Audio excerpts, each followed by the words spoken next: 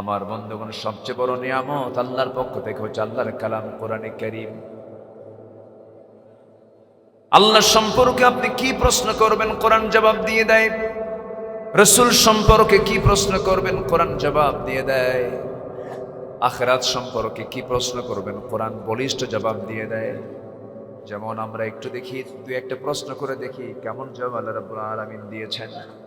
যেমন প্রথম প্রশ্ন আমরা করব, আল্লাহ এই যে বিশাল আকাশ, বিস্তৃত জমিন, এই জমিন, এই বিশাল আকাশকে সৃষ্টি করেছে আল্লাহ রাব্বুল আলামিন বলেন, আল্লাহু খালিকু কুল্লি শাইইন ওয়া হুয়া আলা কুল্লি শাইইন কাদির। জোরে বলুন আল্লাহু আকবার। আল্লাহ রাব্বুল আলামিন বলেন, এই জমিনে, এই দুনিয়াতে যা কিছু সৃষ্টি করা হয়েছে সব তিনি সৃষ্টি করেছেন। যদি প্রশ্ন করেন কোরআন বলো তো মানুষকে কেন সৃষ্টি করা হয়েছে, কি জন্য সৃষ্টি করা হয়েছে, সবার কমন আয়াত, মুখের আয়াত, ঠোঁটের আয়াত, সবাই সঙ্গে ঠোঁট মিলিয়ে বলুন, ওয়ামা খালাকাতুল জিন্না ওয়াল ইনসা ইল্লা লিয়াবুদুন। জোরে বলুন আল্লাহু আকবার। নাম্বার 3, জীবন মৃত্যু কেন সৃষ্টি করা হয়েছে, জীবনটা কেন দিলেন, মৃত্যু কেন দিলেন। আল্লাহ রাব্বুল আলামিন বলেন, হুয়াল্লাযী খালাকাল মাউতা ওয়াল হায়াতা লিয়াবলুয়াকুম আইয়ুকুম আহসানু আমালান ওয়া হুয়াল আজিজুল গফুর। জোরে বলুন আল্লাহু আকবার। জীবন মৃত্যু দেওয়ার লক্ষ্য হলো যেন তিনি বুঝিয়ে নিতে পারেন তোমাদের মধ্যে কোন কোন বান্দাগুলো ভালো আমলগুলো করে যেতে পারে। ভালো আমলের জন্যই জীবন মৃত্যু তিনি সৃষ্টি করেছেন। নাম্বার 4, আপনি যদি কোরআন থেকে প্রশ্ন করুন, কোরআন তোমার এই কথাগুলো, উপদেশগুলো কারা শুনতে পারে, কোন লোকেরা শুনতে পারে। আল্লাহ রাব্বুল আলামিন বলেন, সায়াযাক্কারু মান ইয়াখশা ওয়া ইয়াতাজান্নাবুহাল আশকাল্লাযী ইয়াসলান নারাল কুবরা। নাম্বার 5, তোমাকে ভয় করে চললে কি প্রতিদান তোমার পক্ষ থেকে আছে, কোরআন তুমি বলে দাও তো। কোরআন জানিয়ে দিচ্ছে, লাকিনিল্লাযীনা তাকাও রাব্বাহুম লাহুম জান্নাতুন তাজরি মিন তাহতিহাল আনহার খালিদিনা ফিহা নুজুলাম মিন ইনদিল্লাহ ওয়া মা ইনদাল্লাহি খায়রুল লিল আবরার। আল্লাহকে ভয় করলে এমন জান্নাত দেওয়া হবে যে জান্নাতের নিচ দিয়ে নহর প্রবাহিত, এবং সেই জান্নাতটা হবে ক্ষণস্থায়ী না চিরস্থায়ী। আসতে বলবে না, ক্ষণস্থায়ী না চিরস্থায়ী। আমরা যত চিন্তা করব ক্ষণস্থায়ী জীবন নিয়ে না চিরস্থায়ী জীবন নিয়ে, দুনিয়া নিয়ে না আখিরাত নিয়ে। আখিরাতকে সামনে রেখে জীবন সাজাবো না দুনিয়াকে সামনে রেখে জীবন সাজাবো? বলেন বলেন বলেন। আখিরাত। আমার বন্ধুগণ, নাম্বার 6, এই দুনিয়াতে তোমাকে ভয় করে চললে পরে কি ধরনের বিপদ আসতে পারে, কোরআন তাও জবাব দিচ্ছে। আল্লাহ রাব্বুল আলামিন সুন্দর করে বলছেন, ঠোঁট মিলে আমার সঙ্গে বলুন, ওয়ালানাবলুওয়ান্নাকুম বিশাইইম মিনাল খাউফি ওয়াল জু'i ওয়া নাকসিম মিনাল আমওয়ালি ওয়াল আনফুসি ওয়াথ সামারাত ওয়া বাশশিরিস সাবিরিন। জোরে বলুন আল্লাহু আকবার। আমি তোমাদেরকে পরীক্ষা করব 5টা জিনিসের দ্বারা। পরীক্ষা করবেন কে? আসতে বলবেন না, কে? আল্লাহ নিজে ওয়াদা করছেন, ও বান্দা আমি তোমাকে অবশ্যই পরীক্ষা করব। নাম্বার 1 হলো তোমাকে পরীক্ষা করব ভয়ের দ্বারা। নাম্বার 2 হলো ক্ষুধার দ্বারা। নাম্বার 3 হলো জানমালের দ্বারা। সেই তো জান্নাতি যে পাশ করতে পারবে না সে তো জান্নাত পাবে না। দুনিয়ার কাছে ঈমান বিক্রি করে ফেলে এমন কাঠ মোল্লা আমার দেশে আছে না নাই? আসতে বলবেন না, আছে না নাই? বাইতুল মুকাররম কি মসজিদ বলেন? বলেন বলেন। জাতীয় মসজিদ। অবশ্য নতুন খতিব নিযুক্ত হয়েছেন আপনাদের এলাকার, বলি আলহামদুলিল্লাহ। লাকসাম,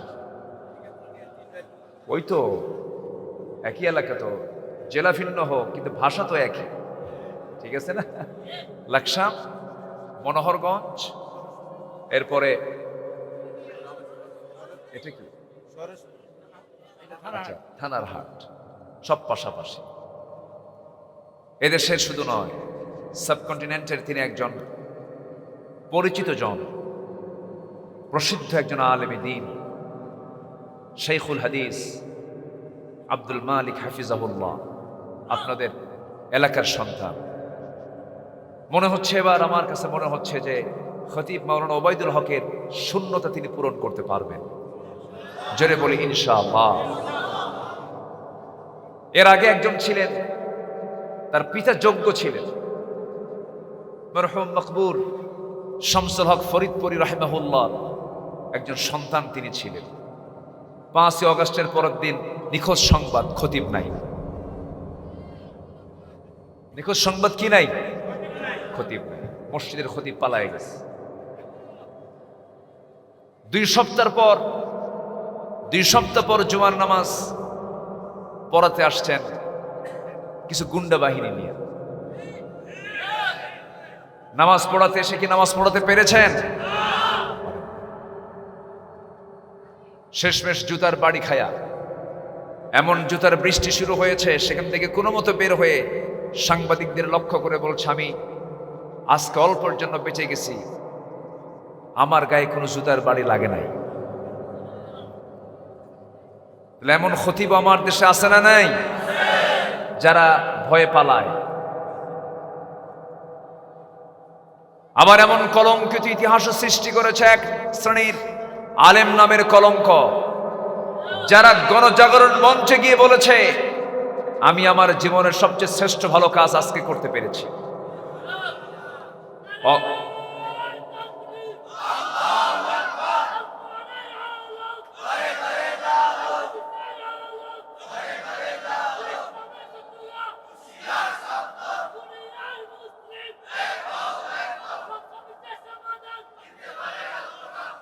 সম্মানিত ভাইয়েরা, সম্মানিত বন্ধুগণ,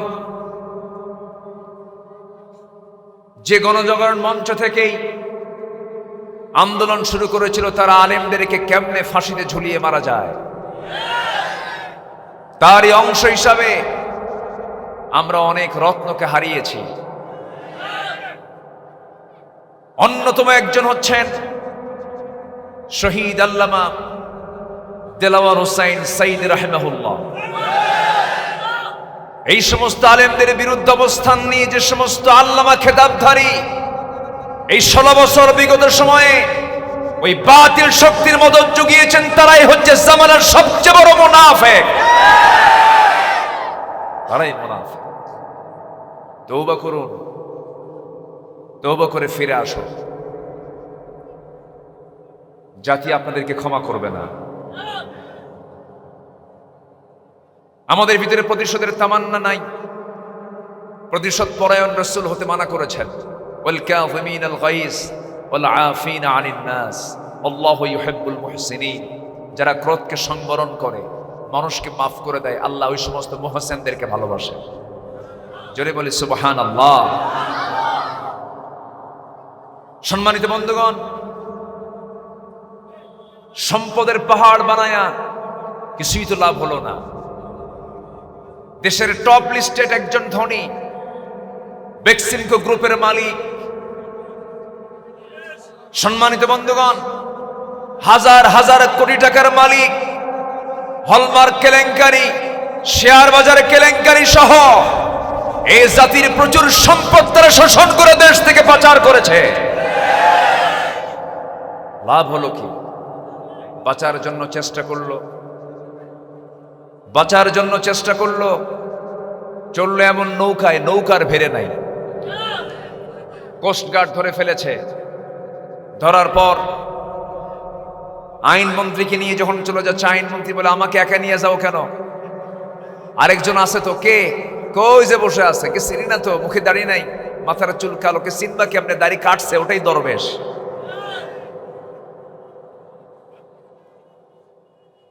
সম্মানিত ভাইয়েরা, যারা নিজের প্রয়োজনে দাড়ি রাখে, রাসূলুল্লাহর সুন্নতে নয়, নবীজির মুহাব্বতে নয়, যারা নিজের প্রয়োজনে দাড়ি রাখে, দাড়ি কাটে, যারা মাথায় পট্টি বাঁধে আবার ওই মাথায় তিলক লাগায়, তারাই ধর্মের ব্যবসায়ী, আলেমরা নয়।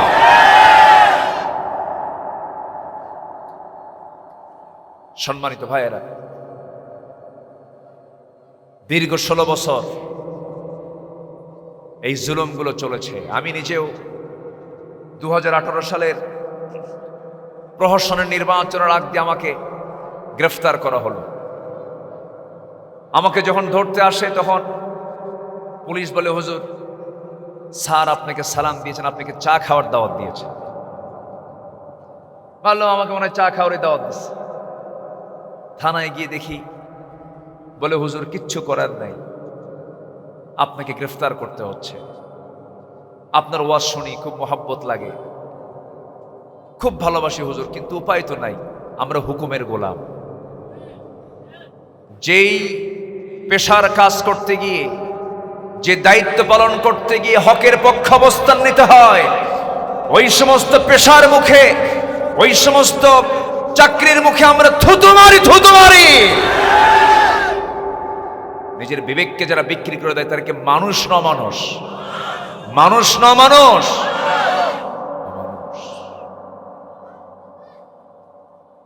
একটাবার তারা ভাবলেন না জুলাই থেকে শুরু করে 5 আগস্টের সকাল পর্যন্ত নির্বিচারে আমার দেশের, আমার কলিজার টুকরা সন্তানদের বুক ঝাঁঝরা করে দিতে তারা একটু পরিমাণ, বিন্দু পরিমাণ কার্পণ্য করলেন না। অথচ ওই বন্দুকের গুলির টাকা তোমার নয়, তোমার বাবার নয়, দেশের জনগণের টাকা।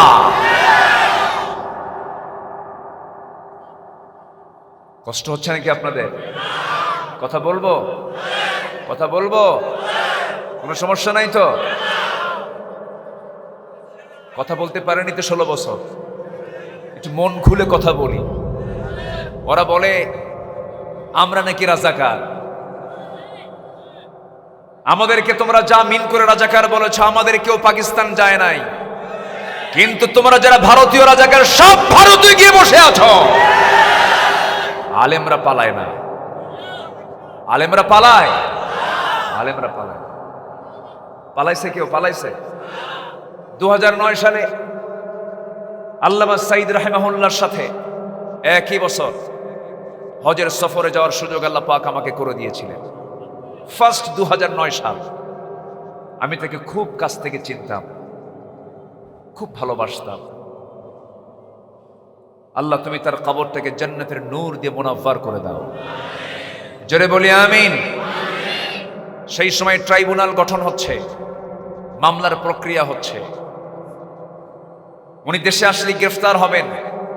ওনাকে বলা হলো আপনি হজের সফরে যখন চলে আসছেন, সৌদি গভর্নমেন্ট আপনাকে সিটিজেনশিপ দিবে, আপনি এখানে থেকে যান। উনি বললেন আমার দল, আমার দলের কর্মী, আমার দেশের জনগণ মজলুম থাকবে, জেল খাটবে, আর আমি বাইরে এসে আরামে দিন যাপন করব, এমন শিক্ষা আমার রাসূল আমাকে দেন নাই। দেশে ফিরে এসেছেন, বুকটা উঁচু করে হকের কথা বলেছেন জেলখানা থেকেই। কারাবরণ করেছেন 13 বছর, নির্যাতিত নিষ্পেষিত হয়ে পরিকল্পিত হত্যাকাণ্ডের মধ্য দিয়ে তাকে পয়জনিং করে হসপিটালে শেষ করে দেওয়া হয়েছে।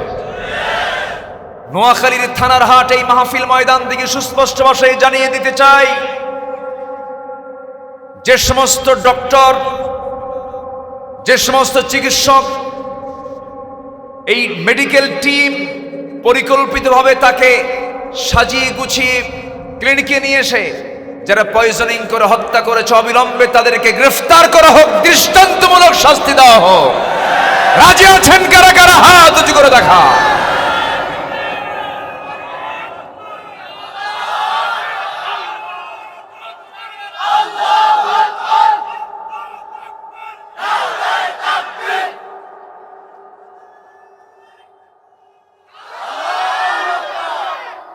আল্লাহ কবুল করুন, জোরে বলি আমিন।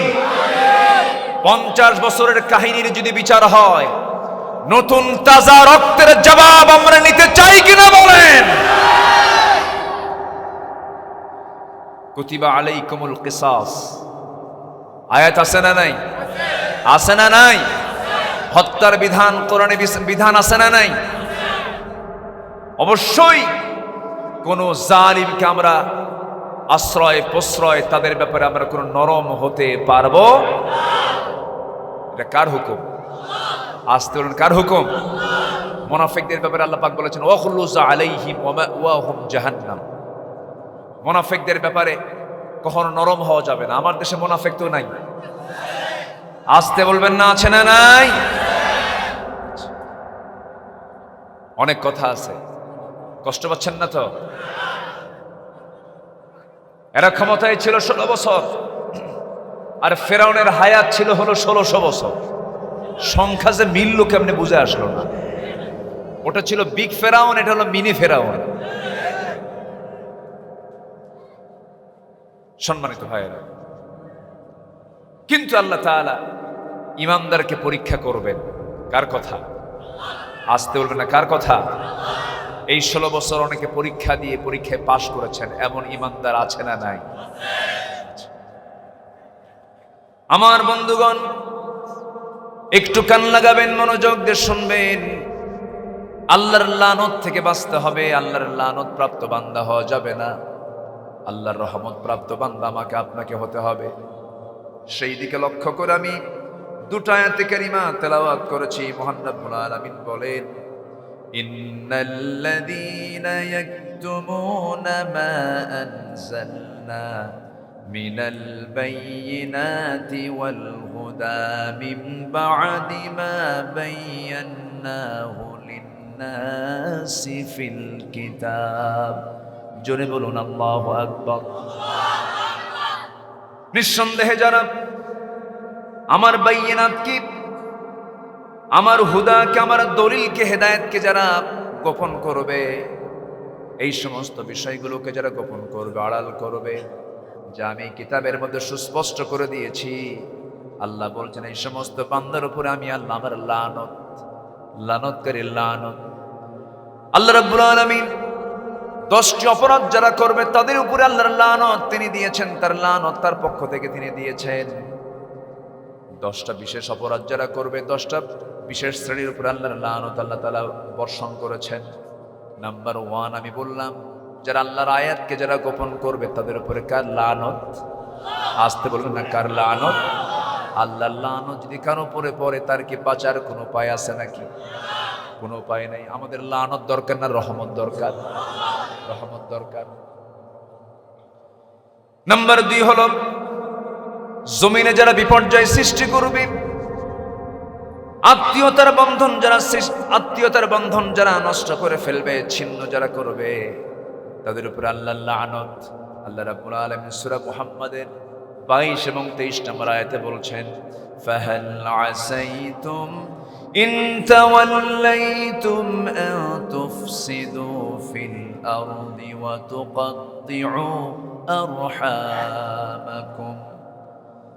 আল্লাহ রাব্বুল আলামিন ওই সমস্ত বান্দার উপরে লানতের ঘোষণা দিয়েছেন যে সমস্ত বান্দাগুলো জমিনে বিপর্যয় সৃষ্টি করবে এবং যারা রেহেমকে, আত্মীয়তার বন্ধনকে যারা ছিন্ন করবে, লা ইয়াদখুলুল জান্নাতা কাতিউর রহিম। আল্লাহ বলছেন, উলাইকাল্লাযীনা লা'আনাহুমুল্লাহ ফাআসাম্মাহুম ওয়া আ'মা আবসারহুম। ওই সমস্ত বান্দার উপরে আল্লাহর লানত বর্ষিত হবে। এই জন্য আমরা জমিনে ফাসাদ সৃষ্টি করব, এমন আচরণ যদি আমার দ্বারা যদি প্রমাণিত হয়ে যায়, আমার উপরে লানত বর্ষণ করবেন তিনি কে? লানত কি এখন পড়ে নাই? যারা বিপর্যয় সৃষ্টি করেছিল, যারা আদালত চত্বরকে যারা জিম্মি করে জোরপূর্বক রায় ছিনিয়ে নিয়েছিল, আল্লাহ তাদের কাজকে উলঙ্গ করে দিয়েছেন, ঠিক কিনা? যে আদালত প্রাঙ্গণে আইনমন্ত্রীর নির্দেশে নিরপরাধ মানুষগুলোকে ধরে ধরে হ্যান্ডকাফ লাগায়া মাসের পরে মাস রিমান্ডে নিয়েছে, সেই আইন মন্ত্রী আজকে তার হাতে হ্যান্ডকাফ পরানো। কথা ক্লিয়ার? লানত বর্ষণ করেন কে? জমিনে বিপর্যয় সৃষ্টি হলে পরে কে লানত বর্ষণ করেন? আল্লাহকে দেখাতে পারেন? ফেরাউনকে দেখিয়ে দিয়েছেন কে? নমরুদকে দেখিয়ে দিয়েছেন কে? আবু জেহেলকে দেখিয়ে দিয়েছেন কে? সে আল্লাহ আজও আছেন না নাই? সমস্ত অপকর্মের সবকিছু উন্মুক্ত করে দিয়েছেন জাতির সামনে। আর কি অপকর্মগুলো করেছে! আয়না ঘর বানিয়েছে। কি বানিয়েছিল? আয়না ঘর। আমি নিজে গিয়েছি, দেখেছি। আয়না ঘরের বড় দুইজন কয়েদি, অর্থাৎ যাদেরকে জিম্মি করে রাখা হয়েছিল, এর মধ্যে একজন ব্যারিস্টার আরমান, আরেকজন হচ্ছেন এদেশের 54 বছরের ইতিহাসে সবচেয়ে বেশি নাম্বার পাওয়া একজন সেনা কর্মকর্তা, ব্রিগেডিয়ার জেনারেল আব্দুল্লাহ আমান আজমি। এই দুজনের সঙ্গে প্রায় আমি ঘন্টা সময় ধরে কথা বলেছি। চোখের পানি ফেলে আর বলে, ভাইজান, এই 8টা বছর এই দুই চোখ এই সূর্যকে দেখে নাই। এত পরিমাণ জুলুম, নির্যাতন, নিপীড়ন করা হয়েছে। 5 অগস্টের পরবর্তীর যে ফলাফল, এটা একদিনের ফসল নয়, অসংখ্য আল্লাহর পছন্দের গোলামের চোখের পানির ফসল।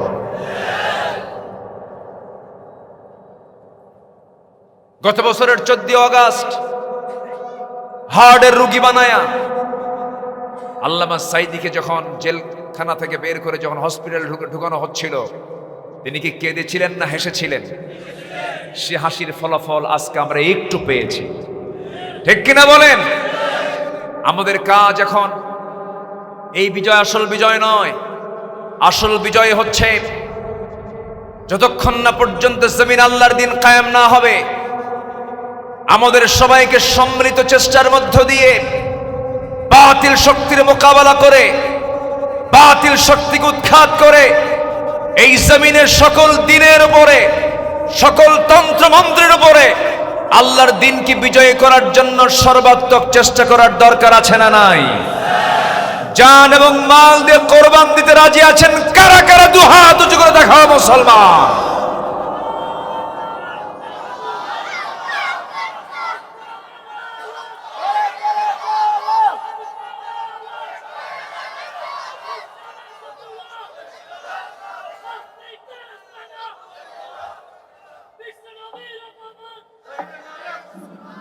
আল্লাহ কবুল করুন, জোরে বলে আমিন। মাইক আজান কেন?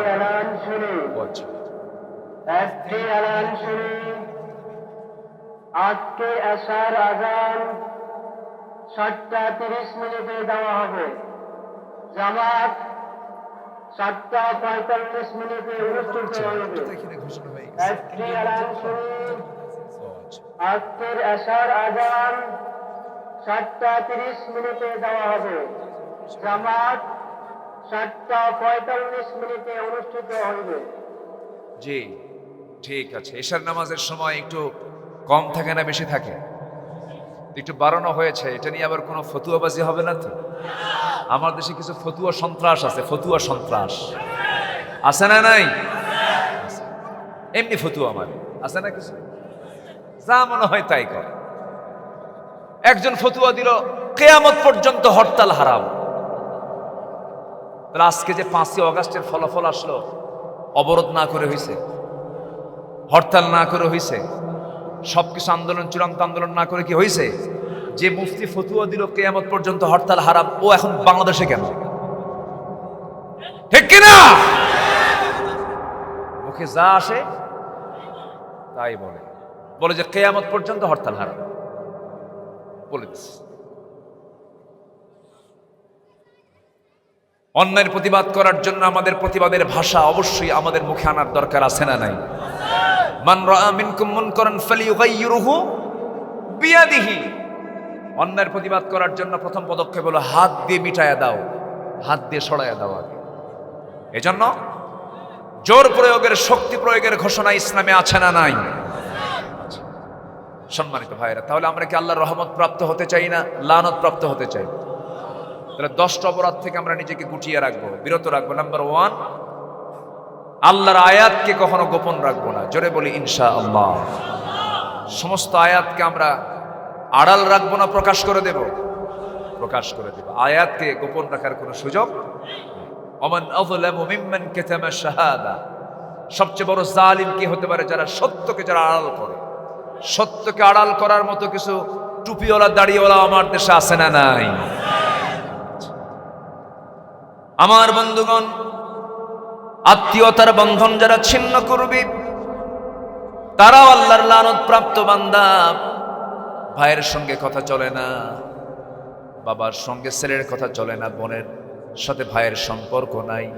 কারণ বোনকে সম্পর্ক রাখলে পরে বোন সম্পত্তি চেয়ে বসে বাবার, বাবার সম্পত্তি বোনকে বুঝায় দেবে না, এই জন্য বোনের সঙ্গে কথা বলো না, সম্পর্ক রাখে না। এমন ভাই বুঝে নোয়াখালী নাই? আছে? বোনকে সম্পত্তি বুঝায় দিতে হবে কার বিধান? জি চাচা, কি হয়েছে? মুরব্বী, ও এটা তো বলাও মুশকিল। হ্যাঁ বসেন, এটা বসেন। কি আঙ্কেল কই? তাহলে তো সমস্যা আছে। জি আব্বা, এদিকে কি হয়েছে? এই যে সমস্যা নাই। জি ঠিক আছে। জি আমি কি কষ্ট দিয়ে ফেলছি নাকি আপনাকে? কারো কোনো অসুবিধা নাই তো? বলি আলহামদুলিল্লাহ, জোরে বলি আলহামদুলিল্লাহ। বসুন। তাহলে আমার বন্ধুগণ, আত্মীয়তার বন্ধন ছিন্ন করা না রক্ষা করা? রক্ষা করলে রহমত দেবেন কে? আর ছিন্ন করে লানত দিবেন কে? তাহলে ভাই বোন, এরপর আত্মীয় স্বজন, পাড়া প্রতিবেশী, এগুলোর হক ইসলামে আছে না নাই? আছে না নাই? এই দিক থেকে হক রক্ষার দিক থেকে আগের যুগের লোক ভালো ছিল না এখনকার যুগের লোক ভালো? হ্যাঁ, আগেই ভালো ছিল। তাহলে এখন শিক্ষার হার কমছে না বাড়ছে? শিক্ষার হার বাড়লো, কিন্তু এই হকগুলো নষ্ট হয়ে গেল। তাহলে বুঝতে হবে আসল শিক্ষা জাতি এখনো পায় নাই। আসল শিক্ষা জাতি এখনো পায় নাই। বৃদ্ধাশ্রম আমার দাদার যুগে ছিল না, আমার দেশে এখন বৃদ্ধাশ্রম তৈরি হয়েছে। বৃদ্ধাশ্রমে বাপ মাকে রেখে আসে বুড়ো বয়সে সন্তান, বুড়ো বয়সে বাপ মাকে সন্তান বৃদ্ধাশ্রমে রাখার দায়িত্ব না নিজের কাছে রাখার দায়িত্ব? আচ্ছা, মাসে মাসে টাকা দেওয়ার দায়িত্ব না খেদমত করার দায়িত্ব? বলেন, বুড়ো বয়সে বাপ মার টাকা দরকার না খেদমত দরকার? তাহলে এই সমস্ত কালচার যদি কোনো বান্দার মধ্যে চালু হয়ে যায়, তখন রহমত হবে না গজব হবে? রহমত হবে না লানত হবে? লানত হবে। বাপ মাকে ভাত দেয় না, এরকম লোক তো মনে হয় লক্ষ্মীপুরেও নোয়াখালী নাই? আছে? বাপ মার দিকে খেয়াল করে না, সম্পর্ক ছিন্ন করে ফেলে। নতুন অতিথি বাড়িতে চলে এসেছে, নতুন বিয়ে করেছে, বউটা ঘরের মধ্যে নিয়েছে। একটা প্রশ্ন করবো আমার ভাইয়েরা, বলুন তো, বউ বড় না মা বড়? বউ বড় না মা বড়? মাহফিলে মাহফিলে মা বড়, বাড়িতে বউ বড়। ঠিক আছে না? মাহফিলে মা বড়, ঠিক আছে, বাড়িতে বউ। নতুন বিয়ে হয়ে গেল, সংসার পৃথক হয়ে গেল, সবার খাবার দাবার জোগান হয়ে যায়, মার খাবার দাবার গুলো জোগান হয় না। মায়ের দিকে খেয়াল করে না, মা বুড়ো হয়ে গেছেন, চোখে কম দেখেন, 70 বছর বয়সে রান্না বান্না করে। গত বছর এরকম একটা মঞ্চে আমার কাছে ভাঙ্গা ভাঙ্গা হাতের লেখায় এক বুড়িমা আমাকে চিঠি লিখে বলছেন, হুজুর আমার 4টা ছেলে 2টা মেয়ে, 2টা মেয়েকে বিয়ে দিয়েছি, 4টা ছেলে আমার, তাদেরও বিয়ে হয়ে গেছে, তাদের ঘরগুলো আমার ঘরের আশেপাশেই সব কাছাকাছি ঘর। কিন্তু হুজুর আমার জন্য আপনি দোয়া করবেন, আমার এই 70-72 বছর বয়সে আমাকে নিজের রান্না নিজেই করতে হয়। তুমি কেমন সন্তান হলে? 72 বছর বয়স তোমার মার পাশে তোমার ঘর, একই পাশাপাশি থেকে তোমার মা নিজের রান্না নিজেই করেন। তোমার মা বুড়ো হয়ে গেছেন, তোমার ঘরে রান্না বান্না হয়, তোমার মা সে খাবার পায় না। তুমি কি ভুলে গেছো তুমি যখন তোমার মার পেটের মধ্যে ছিলে 9টি মাস? মেডিকেল সায়েন্স আজকে রিসার্চ করে বের করেছে এই 9টি 10টি মাসে ওই সন্তান ওই মার কলিজায় পা দিয়ে লাথি মেরেছে, একবার দুবার নয়, 4,500 থেকে 5,000 বার একটা সন্তান তার মাকে পেটের মধ্যে করে যায় লাথি মারে। কি পরিমাণ কষ্ট, কি পরিমাণ কষ্ট! 50+ ইউনিট ডেলিভারির যন্ত্রণা সহ্য করেন। যেই মামার জন্য এই ডেলিভারির যন্ত্রণা সহ্য করেছেন, পেটে ধারণের যন্ত্রণা সহ্য করেছেন, 2টা বছর দুধ পানের যন্ত্রণা সহ্য করেছেন, সারা জীবন মা তার বাবার জন্য তার সন্তানের জন্য যে সার্ভিসটা দেন, যে খেদমতটা দেন, পৃথিবীর বিকল্প কোনো মানুষ, মার বিকল্প কোনো মানুষ পৃথিবীতে হতে পারে না। আল্লাহর কসম করে বলি, আমি আপনার স্ত্রীর জন্য আপনার শাড়ি কিনেছেন, 3,000 টাকা দামের শাড়ি, পছন্দ হবে না, বলবে আমার প্রতিবেশী অমুকের বউয়ের জন্য তার স্বামী 10,000 টাকার শাড়ি কিনে নিয়ে আসছে, তুমি আমারে কি মোহাব্বত করে এই শাড়ি আমার পছন্দ হয় নাই। ছেলের জন্য বড় ব্র্যান্ড কোম্পানির, র্যাডো কোম্পানির বড় একটা ঘড়ি আপনার সন্তানকে দিয়েছেন কিনে, ছেলে বলবে বাবা এই ঘড়ির চাইতে দামি আর একটা ঘড়ি ছিল, সুইজারল্যান্ডের একটা ঘড়ি, তুমি আমাকে কিনে দিলে না কেন? এই ঘড়ি আমার পছন্দ হয় নাই। পৃথিবীর কোনো মানুষকে আপনি কোনো কিছু দিয়ে সন্তুষ্ট করতে পারবেন না, কিন্তু একজন মানুষ আছেন পৃথিবীতে মাকে দেওয়ার জন্য, মাকে খুশি করার জন্য। বেশি কিছু লাগে না, শুধু মার পাশে গিয়ে একটু মুচকি হাসি মেরে বলবেন মা তোমার জন্য একটা আপেল নিয়ে আসছি, মা তুমি এটা খাও। মা কিন্তু খাবে না। মা সন্তানটার চেহারার দিকে তাকায় বলবে বাজান তোর মুখটা শুকনা, তুই খাস নাই। বটি দিয়া চাকু দিয়ে কেটে কেটে টুকরো টুকরো করে একটা একটা করে মুখে খাবার তুলে দিবে আর বলবে তুই খা, তুই বেঁচে থাক। এই তো হলো মা। মায়ের এই মহব্বত, মায়ের এই ভালোবাসা, যারা মাকে হারিয়েছেন তারাই তো বুঝতে পারেন। যাদের মা পৃথিবীতে বেঁচে আছেন, আত্মীয়তার সম্পর্ক যারা ছিন্ন করবে, নতুন বিয়ে করার মধ্য দিয়ে যদি মাটা যদি দূরে চলে যায়, এটা বড় পড়া কপাল। এরপরে বোন যদি সম্পত্তির কারণে যদি দূরত্ব হয়ে যায়, এটা বড়। এইরকম করে আবার কিছু কিছু লোক আছে নিজের বোনের খবর নেয় না, নিজের ভাইয়ের খবর নেয় না, কিন্তু ওইদিকে ধর্ম ভাই বানায়, ধর্ম বোন বানায়। এগুলো আছে নাকি? এগুলো আছে? এগুলো কিসের ধর্মের ভাই, কিসের ধর্মের বোন? ইসলাম তো ক্লিয়ার করে বলে দিয়েছে হুররিমাত আলাইকুম উম্মাহাতুকুম ওয়া বানাতুকুম। 14 জন নারীকে আল্লাহ রাব্বুল আলামিন বিয়ে নিষিদ্ধ করে দিয়েছেন। এই 14 জন হলো মাহরাম, এদের সঙ্গে দেখা করা জায়েজ আছে। বাকি পৃথিবীর কারোর সঙ্গে পর্দা ছাড়া দেখা করা জায়েজ নাই। অনেক লম্বা কথা, সময় তো শর্ট। 10 শ্রেণীর উপর আল্লাহর লানত। 1 নাম্বার শুনলাম আমরা, 2 নাম্বার শুনলাম আমরা, নাম্বার এখন 3-এর দিকে চলে যাই। নাম্বার 3 হলো যারা সীমা লঙ্ঘনকারী, তাদের প্রতি আল্লাহর লানত। সীমা যারা অতিক্রম করবে, একটা সীমা আছে না নাই? আরবিতে তাকে বলে হুদুদ। কি বলা হয়? হুদুদ। আল্লাহ রাব্বুল আলামিন বলেন লুইনাল্লাযীনা কাফারু মিন বনি ইসরাঈল আলা লিসানি দাউদ ওয়া ঈসা ইবনে মারইয়াম যালিকা বিমা আসাউ ওয়া কানু ইয়াতাদুন। সূরাতুল মায়েদা ভার্স নাম্বার 78। বনি ইসরাঈলদের সীমা লঙ্ঘনের কারণে আল্লাহ রাব্বুল আলামিন বলছেন আমি তাদের প্রতি লানত করেছি। বনি ইসরাঈলদের প্রতি কত গজব নাজিল হয়েছে, কত লানত এসেছে তাদের উপরে। আল্লাহ রাব্বুল আলামিন তাদেরকে গজব দিয়ে শেষ করে দিয়েছেন। আল্লাহ রাব্বুল আলামিন সেই স্মৃতিচারণ করে বলছেন তোমরা সীমা লঙ্ঘন করো না, সীমা লঙ্ঘন করলে পরে আমার লানত বর্ষিত হয়ে যাবে। নাম্বার 4 হলো ওই সমস্ত বান্দার উপর আমার লানত। আল্লাহ বলছেন من يقتل مؤمنا متعمدا فجزاؤه جهنم خالدا فيها وغضب الله عليه ولعنه وعد له عذابا مهينا। মুহিনা। জোরে বলুন আল্লাহু আকবার। ওই সমস্ত বান্দার উপর আল্লাহর লানত। সূরা নিসার 93 নম্বর আয়াত আল্লাহ রাব্বুল আলামিন বলছেন, যারা কোনো মুমিনকে বিনা কারণে বিনা ওজরে যারা হত্যা করবে তাদের উপরে কার গজব?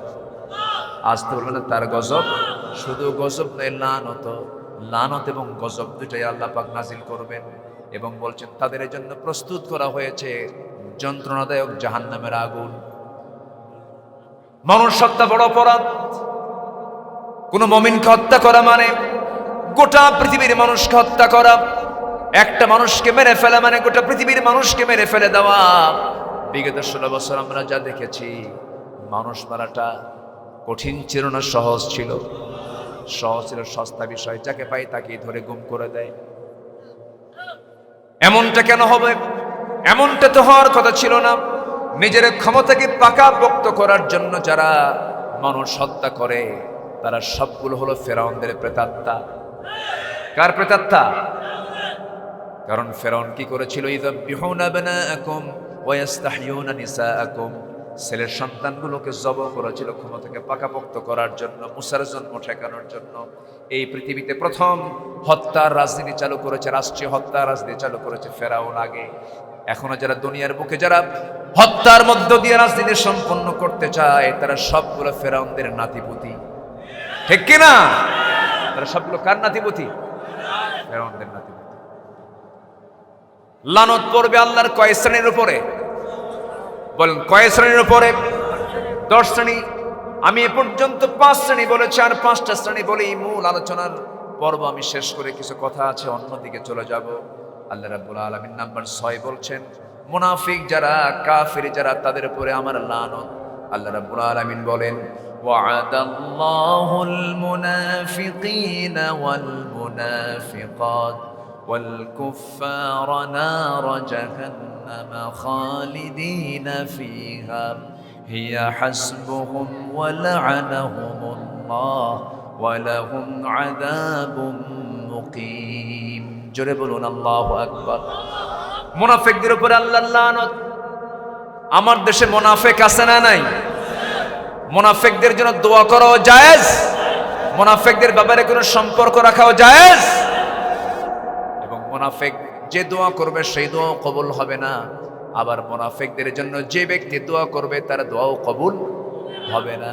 আমার নবীর জীবদ্দশায় একজন মুনাফিক দুনিয়া থেকে বিদায় নিল, যে বদরে ডিস্টার্ব করেছে, উহুদে ডিস্টার্ব করেছে। আমার নবীজির দিন প্রতিষ্ঠার মিশনকে প্রশ্নবিদ্ধ করেছে। মদিনার বনু নাজির, বনু কুরাইজের সঙ্গে সখ্যতা রেখে মক্কার কুরাইশদেরকে যুদ্ধে ঠেলিয়ে দিয়েছে। যার চক্রান্তে তার নাম হলো আব্দুল্লাহ ইবনে উবাই বিন সুলুল। এই মুনাফিক যখন দুনিয়া থেকে বিদায় নিল, নবীর কাছে সংবাদ চলে এলো। একজন ওই মুনাফিকের সন্তান সাহাবী ছিলেন। সেই সাহাবী এসে বলছেন, ইয়া রাসূলুল্লাহ, আমার বাপ মুনাফিক আমি জানি, আমার বাপ খারাপ মানুষ আমি জানি, কিন্তু আমার বাপ তো দুনিয়া থেকে বিদায় নিয়েছেন, আমি তার সন্তান। আমি আপনার কাছে একটা জিনিস চাইতে আসছে। কি?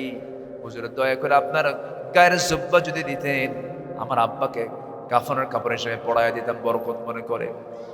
আমার নবীজি দয়ার সাগর ছিলেন। আমার নবীজি বলছেন, ও আমার সাহাবী, তুমি আমার প্রিয় সাহাবী, তুমি যেহেতু চাচ্ছ, যাও, আমার এই জুব্বা তোমার জন্য আমি দিয়ে দিলাম। নিয়ে চলে গেলেন।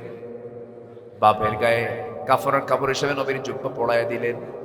গোসল সম্পন্ন হলো। জানাজার যখন আয়োজন হয়ে গেল, নবীর কাছে মুনাফিকের সন্তান, সাহাবীর সন্তান এসে বলছে, ইয়া রাসূলুল্লাহ, আমি জানি আমার বাপ খারাপ মানুষ, দয়া করে দেখুন তো কিছু করা যায় নাকি, আমার বাবার জানাজা আপনি পড়াবেন কিনা, আমি চাচ্ছি আপনি একটু পড়ায় দেন। রাসূল বলছেন, ও সাহাবী আমার, তুমি যখন বলে ফেলেছো, যা, আমি তোমার বাবার জানাজায় যাব। আমার নবীজি চলে গেলেন। জানাজা শুরু হয়ে যাবে।